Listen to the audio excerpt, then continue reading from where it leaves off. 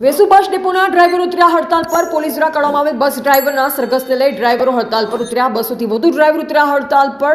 ગાડીઓ ઓવરલોડ હોવાના કારણે અકસ્માત થયો હોય ડ્રાઈવરોનો આક્ષેપ.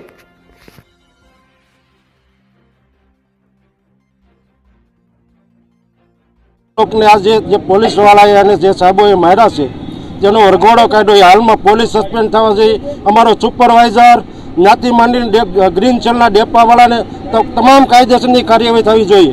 એ અમારો કાયદેસરનો હુકમ છે અને આજ જેમાં નહીં કરવામાં આવે તો ઉગ્ર આંદોલન કરશું અને ભૂખ હડતાલ ઉપર બેસીશું અને કમિશનર ઓફિસે પણ જાણ કરશું. બધી વસ્તુ કરવા અમે તૈયાર છીએ. અમારા ડ્રાઈવરનો શું વાક, કેવી રીતના આવી એ જો તમે ત્યાંથી અમારે રસ્તા ઉપર ચાલુ હોય તો અમને કોઈ રિક્ષાવાળા બાઇકવાળા ગમે અમને જેમ તેમ બોલી શકે, ગમે એમ કાયદેસરનું કરી શકે તો એને કોઈ જોઈ નથી.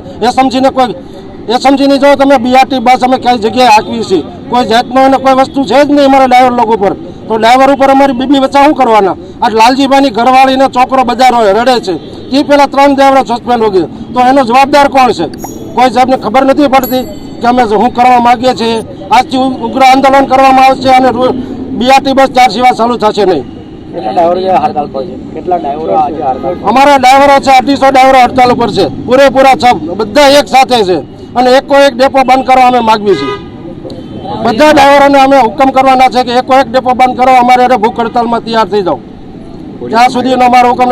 પોલીસ વાળાને કેવો એવો ગુનો ડ્રાઈવરે કરેલો હતો કે એને મારી નાખ્યો. સીસી કેમેરા તપાસ કરો, બધું કરો, જે કાયદેસર થતું એની વાળા કાર્યવાહી કરો. બિનકાયદેસર હુકમ કરે છે ડ્રાઈવરો માટે. ડ્રાઈવરો કોઈ ખરાબ કરે છે? કોઈ ડ્રાઈવરે બળાત્કાર કરેલો છે, કોઈ ડ્રાઈવરે કોઈ વસ્તુ કરેલી છે તે જોવો. અને પોલીસ વાળાનો શું હુકમ છે કે ડ્રાઈવરને સીધો રોડ ઉપર બુટલેગરો કેટલા રખડે છે? નહીં, બુટલેગરો કેટલા રખડે છે? કેમ ત્યાં દારૂવાળા રખડે ત્યાં સાહેબને તો ભી પડે છે?